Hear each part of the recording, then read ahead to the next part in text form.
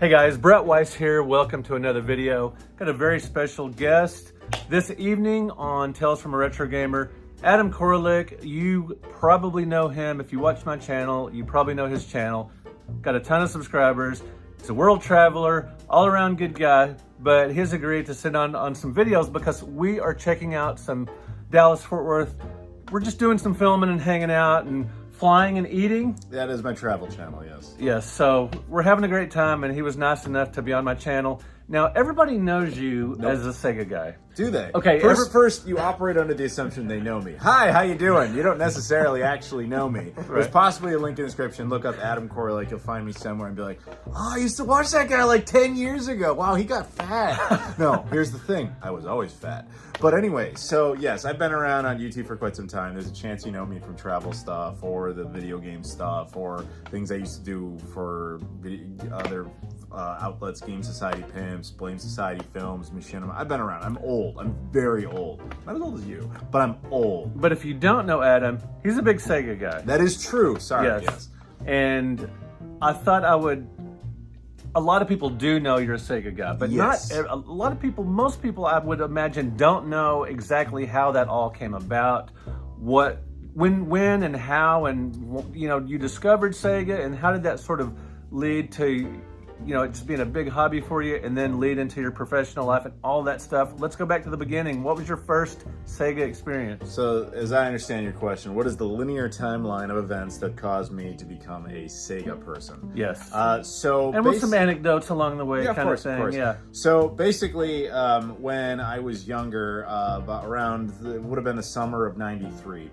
All my friends either had a video game console that was the Super Nintendo, the Sega Genesis. That was just the era. Incredible console war. Absolutely. I would still say the best one. Yes. So at that point in time, my mother was very much of the opinion, like, yeah, you don't really need one, do you? Why do you need that? I was like, because my friends and my cousins, everybody has it. And I'm like going on the playground, nobody knows anything. All right, fine, I'll get you a video game system. They're all the same. So she pulls out this old Atari 2600.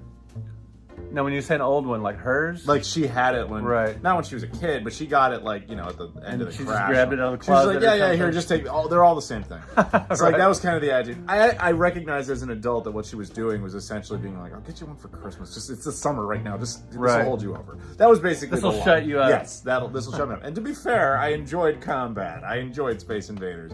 But as I pointed out to her, it's like, yeah, it's cool and everything, but like when I'm on the playground and I'm talking about Space Invaders, nobody knows what I'm talking about. Nothing says uncool, especially during that time period, nothing said uncool like playing the old game system. Yeah. Retro was not really a thing. In the early 90s, there were some fanzines and things like that, and some people knew, but retro gaming was basically not a thing, not like it is now. Like the version of retro gaming in that era was like, you still have an NES? Yeah. What are you, homeless? Yeah. So basically, Christmas comes around of '93, and I wake up, and of course, Santa has given me the Sega Genesis. Now, only recently, I actually found the photo of me holding that. Oh. I actually found this photo of me, like, holding the box as a child, being all passionate, and this extra photo of me holding the controller that Christmas morning, which is a nice thing to personally have. Excellent. It was unintentional foreshadowing to the fact that I would be one day taking the Sega Pluto prototype everywhere and holding it in front of tons of stuff, but that's a whole different story. But eventually, yes, so I became a Sega Genesis fan right there and then, and some of my best friends, that's what they had, so it was easy to do that. And my mother's additional logic to that over the Super Nintendo had nothing to do with price. It was like, your friend John down the street has a Super Nintendo, you can have the Sega. Okay, that's cool. It made sense, but she accidentally kind of created my identity. Right. So, right. Of course, that's what I was playing a lot of, and I was playing, unbelievable gaming experiences from that. And, the next year I wanted the Super Nintendo. Oh, I don't know if Santa has the budget. Whatever, here it is. Right. Santa suddenly got. So I had both, like, within a year. It wasn't that big of a deal. But, like, for that 1 year, it was the formative year. So nice. I ended up playing a lot of We that always stuff. remember our first. Oh, but it wasn't. The Atari 2600 was my first. Well, that was your first true love. The not your sloppy the Atari 2600 was the practice girl. Let's put it that way. Right. So anyway, I enjoyed the Genesis. Obviously, I had a great time playing it and all that sort of stuff. And it just became like my own childhood system.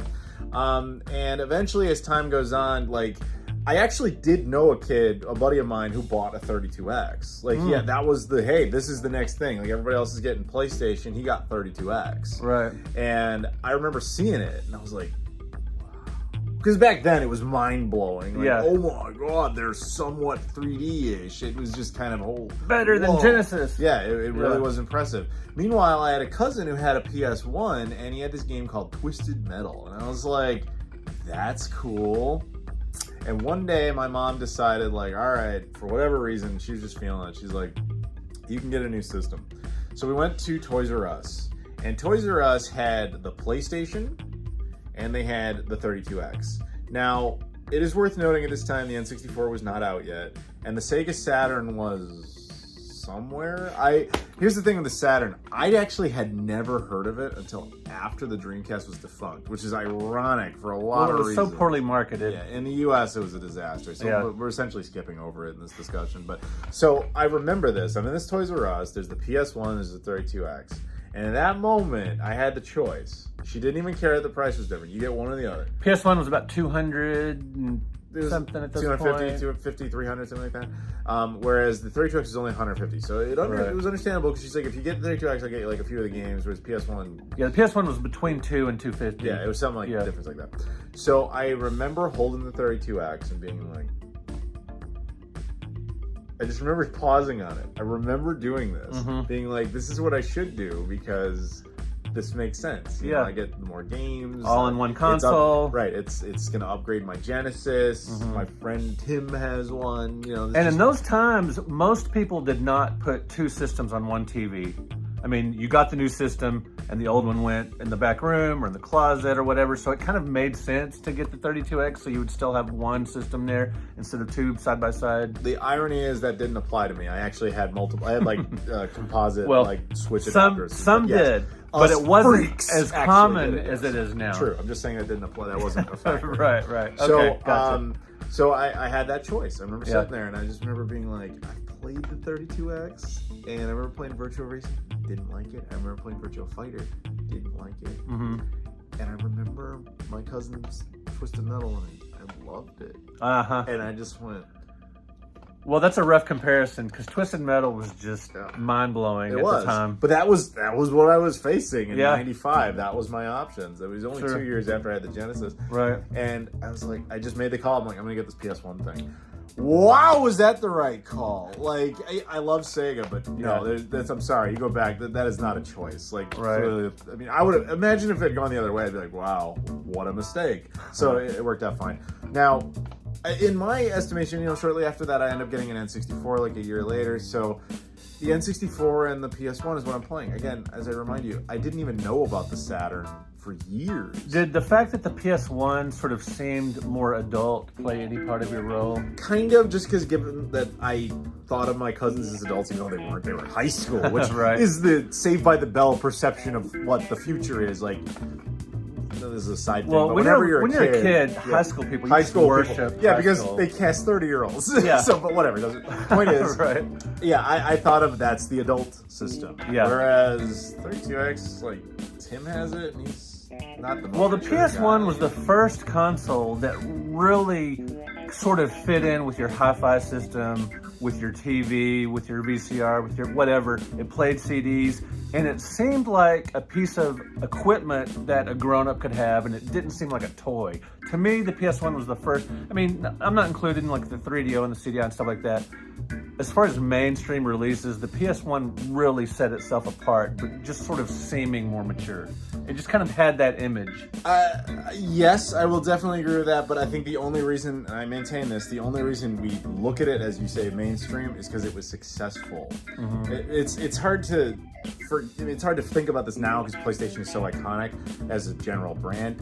Had it failed, it would have been, remember that time Sony made a system? We'd be looking back on it like, remember the time Panasonic made the 3DO? Remember when Philips made a console? Remember when Apple made the Pippin? How weird was it when Sony's like, here's a system? It's like I got a toilet lid on it, and they're not super durable. It's strange. You have to put it on its side or it doesn't read discs because it's stupid. Like, it could have gone that way. I'm just just saying, guys. Anyway, that is not the point. So I ended up with the N64 and the PS1. Those are my next-gen systems. So the Genesis is always there. I loved it. Yeah. But I was like, where did Sega go? Like, I had never heard about the 32X again. Like, Tim never, my buddy Tim, who had one, never got it. The last time I saw 32Xs, there were stacks and stacks at Toys R Us for $9.99 each. They couldn't get rid of them. Box, brand new. It was junk at that point. Yeah. So my buddy Tim never got another game for it because they really stopped making them very quickly.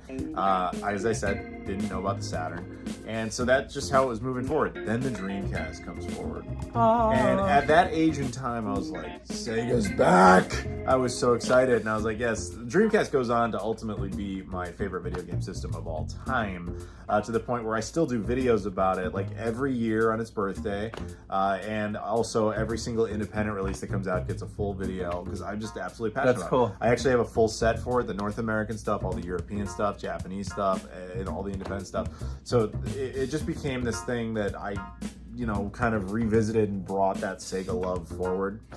So I would end up just falling in love with that console. Now, if you fast forward to the YouTube years, really, so I started doing a bunch of YouTube content. Like I said, I was a big fan, so I had all this stuff, and I started making content about it. And then I just became very associated with the Dreamcast because you can go back to my earliest videos from like 2009, 2010. I had started this show called Keep Dreaming, in which I just took every piece of Dreamcast hardware I had and I was like, let's make a video about this. Here's a controller, the stupid Mad Catz controller. Let's make a video about The this. Wild West. The Wild West YouTube era, YouTube, right? Yeah. And so I just became not the Dreamcast guy, that's Max, but I became known as the Dreamcast guy. And we just kept doing stuff like that. There was some sort of Sega branding that went with that. Now, eventually, what ends up happening is I got approached by Sega specifically in 2018 because the other thing I was constantly talking about in addition to the Dreamcast was my favorite video game franchise of all time, which is Shenmue. So I'm talking about that all the time. Now, Sega had, in 2018, had made the decision that they were going to re-release Shenmue 1 and 2 off the back of Shenmue 3's successful Kickstarter. And they did, and I can talk more about this freely now, I guess, they didn't really know who to approach. Because they were like, who talks about Shenmue? Like, it doesn't really come up. So, like, they were like, so they started Googling it, and, like, my name came up, and they're like, ask him. So I will never forget this. I get a DM from, all right, so Sega starts following me on Twitter. The actual Sega Twitter. That's I was cool. like, that's cool. Yeah. And I just ignored it. I was like, whatever, that's neat. I don't know why they would. Right. And then I get a tweet from them being like, hey, we'd love it if you'd follow us back. And I was like, that seems a little weird. So then I do. And the reason they wanted me to do that is because I had my DM set, you couldn't message me unless I follow you. Right. So as soon as I followed back, they sent me a DM. I was like, this is weird. That's really cool. It was. So I started interacting with them a bit, and they're like, hey, we were just curious if you're potentially available to discuss any sort of projects, and if you'd be willing to sign an NDA to that effect. And I went, you're re-releasing Shenmue. They're like, please sign this this non-disclosure agreement because we can't talk until you do that. Yeah. And I was like, like I knew the second they messaged me.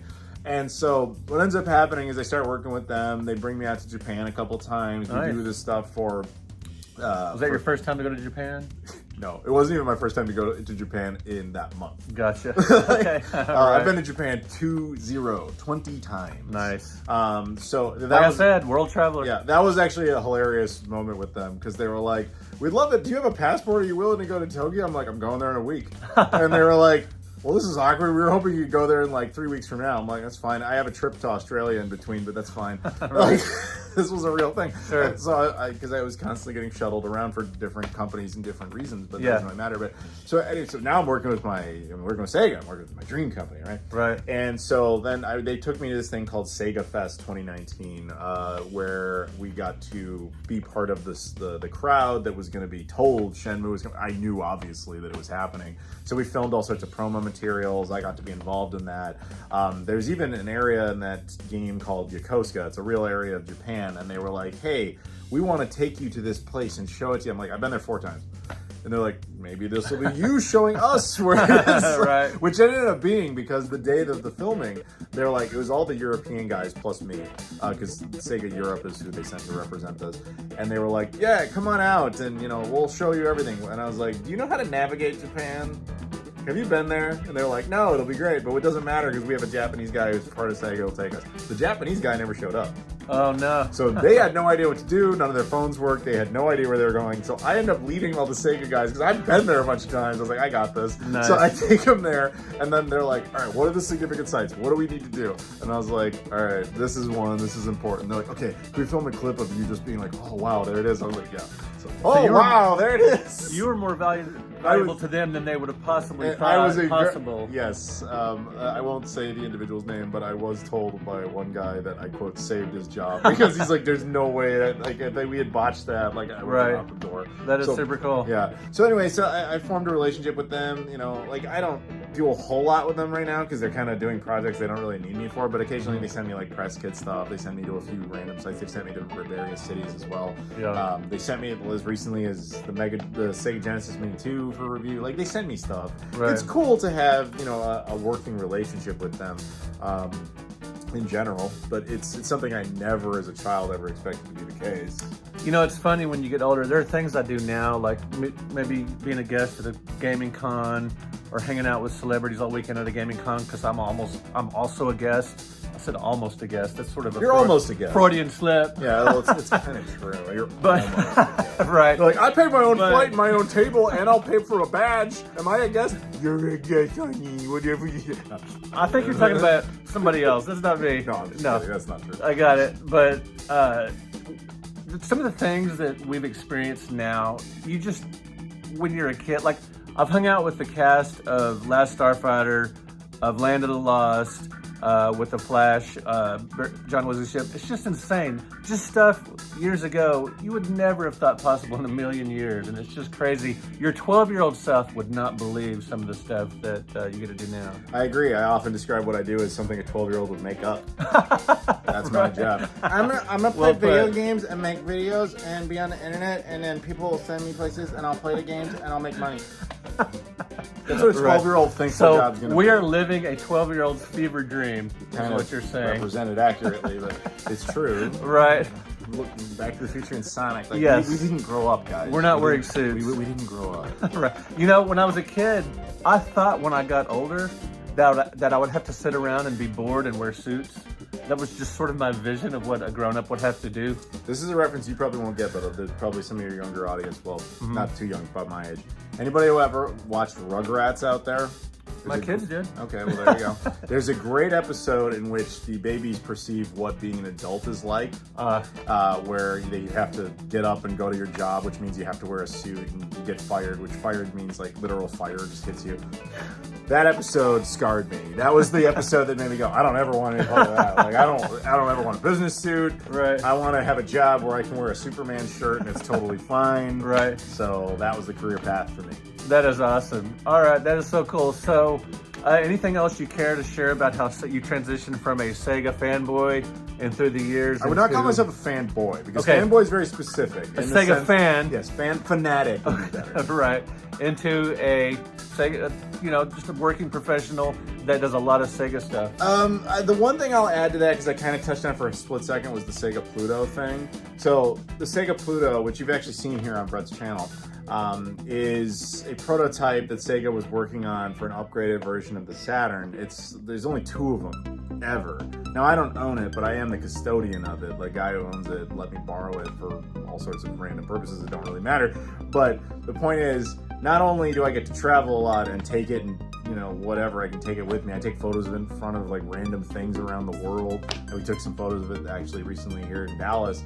But the idea that I was gonna just be escorting this really rare piece of Sega hardware from my favorite company is interesting. And then once I had access to it, because I already had a pre-existing relationship with them, I was able to be like, what can you tell me? They were kind of willing to talk about it. And at the same time, I was like, you guys don't care, do you? They're like, no, you're good. We don't care. Very, very cool. That's nice. Very cool. Now, guys, you've got to check out Adam Koralik's channel. He does, like he said, he does a lot of Sega stuff, so you want to check that out. Thank you for liking this video. Thank you for subscribing to the channel. And let us know in the comments your Sega memories, Genesis, Saturn, Dreamcast, Master System, as you can see right behind Adam here, a system that he's not crazy about because he's not old enough. I'm not European. That too. Hey, there's bias here. He left out the Pico. He left out the Beena. I didn't finish. Oh, yeah. The Game I'm Gear? Sure. The Game Gear. Hey, I was a Game Gear guy, not a Game Boy guy. SG-1000. Very cool. SC-3000. Yeah, I know my Sega stuff. Sweet. You really think this dude was going to bring up the Sega Beena? No, I wasn't. Exactly. But I might have brought up the Pico. Who even knows what the Sega Beena is? Fun fact, Sega Beena is actually Sega's last console. They made it after the Dreamcast. But nobody talks about that, and I don't blame you. Leave it. Hey, tell us in the comments if you know what the Beano is. You can't even pronounce it. Well, Oh yeah, you were definitely going to bring I it had up. to be careful how I said it. Beena. Beena. Okay, The word bean with an got it. All right, guys, thank you so much for watching. Thank you for liking. I'm going to have Adam in a couple of more videos where he talks about his favorite Genesis games and his favorite Dreamcast games. So stay on board for those, and we will talk to you guys in another video. Thank you so much, Adam, for being on the channel. In the description of this video, I will put links to his channel and all his stuff. So thank you, guys. Be sure and check out Adam Koralik. We will talk to you guys in another video. Thanks for watching.